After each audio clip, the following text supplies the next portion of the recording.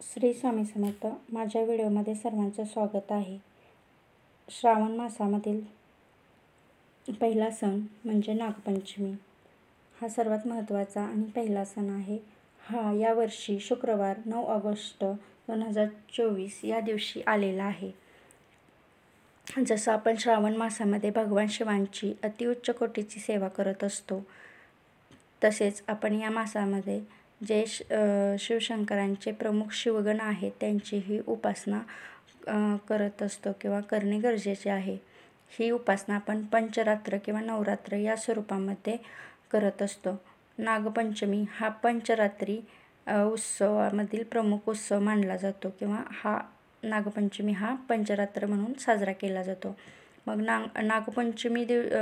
नागपंचमीची पूजा श्रावण शुक्ल पंचमीलाच का केली जाते, तर जेव्हा समुद्र मंथन झाले त्यातून 14 रत्न बाहेर पडले.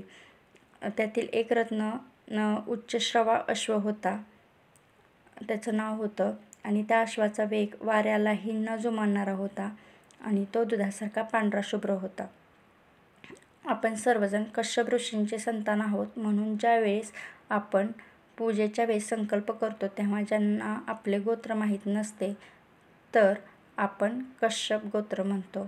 म्हणजे कश्यप हे प्रमुख गोत्र ऋषी आहेत, कारण कश्यपपासून सर्व देव, माणूस, असुर, राक्षस, पशु, पक्षी, वृक्ष, वेली, नागांची सृष्टी निर्माण झाली होती. म्हणून ते आपले कश्यप ऋषी हे आपले किंवा आपण त्यांचे संतान आहोत, ते आपले गुरु आहेत. म्हणून आपण कश्यप गोत्र सांगितले जाते, कारण आपली सर्वांची निर्मिती कश्यप या ऋषींपासून निर्मिती झालेली आहे, त्यामुळं आपण ते गोत्र सांगत असतो. त्याचप्रमाणे या कश्यपांच्या ज्या 2 पत्न्या होत्या, म्हणजे कश्यप ऋषींना ज्या 2 पत्न्या होत्या त्यातली एक होती विनिता आणि दुसरी होती कुद्रू. म्हणजे या पत्नीपासून म्हणजे विनिता या पत्नीपासून त्यांना 2 संतान झाले होते. त्यातील एक संतान आहे अरुण, जो सूर्याचा सारथी आहे, आणि गरुड दुसरा संतान जे विष्णूंचे वाहन आहे. आणि कुद्रू ही पत्नी होती, तिच्यापासून विषारी पशुपक्षी व सर्पांची उत्पत्ती झाली होती. अशा त्यांच्या 2 पत्नी. समुद्रमंथनातून जेव्हा उच्चश्रवा अश्व बाहेर आला किंवा निघाला तेव्हा त्यांनी या दोन्ही सवती विनिता आणि कुद्रूमध्ये वाद सुरू झाला होता की विनिता म्हणाली की उच्चश्रवा हा अश्व पूर्ण पांढरा आहे, तेव्हा कुद्रू म्हणाली की जरी हा अश्व पांढरा आहे तरी त्याच्या मानेवर काळे केस आहेत. हा वाद त्यांच्यामध्ये सुरू झाला होता. शेवटी पंचनियुक्ती झाली. त्यात असे ठरले की जो हरेल त्याने जिंकणाऱ्याच्या घरी दासीचे काम करायचे, असं तिथं ठरलं. नंतर मग कुद्रूने त्यांच्या सर्प मुलांना एकदम लहान रूप घेऊन त्या अश्वाच्या मानेच्या केसांना घट्ट चिकटून बसायला सांगितलं, जेणेकरून लांबून पाहिले तर मानेवरचे केस काळे दिसतील.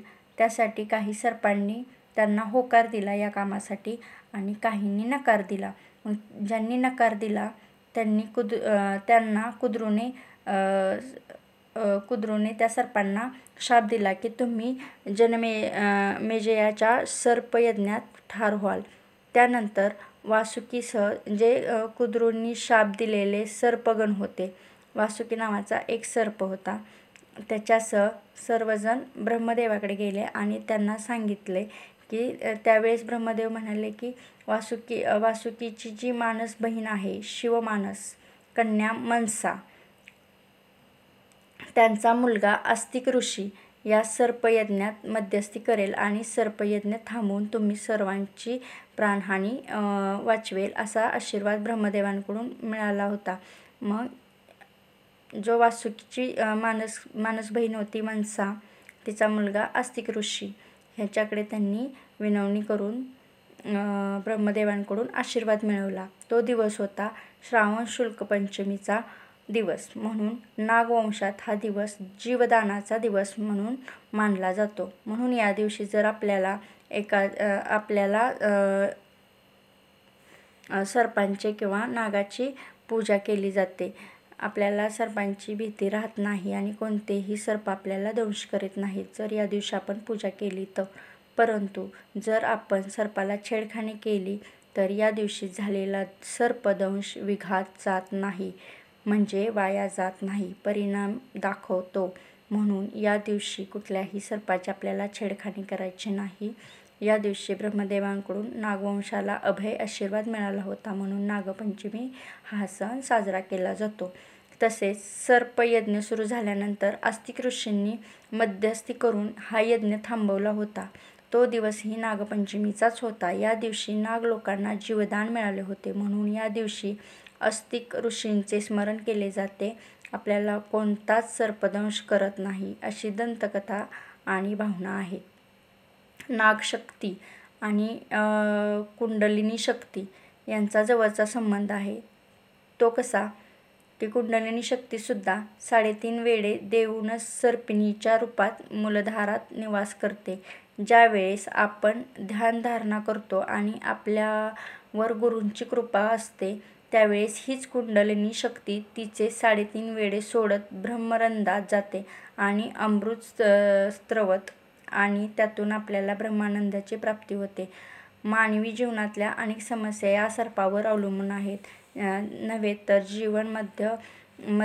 जीवनामधल्या प्रमुख देवतांच्या सेवेसाठी सुद्धा सर्पलोक कारणीभूत आहेत. अनंत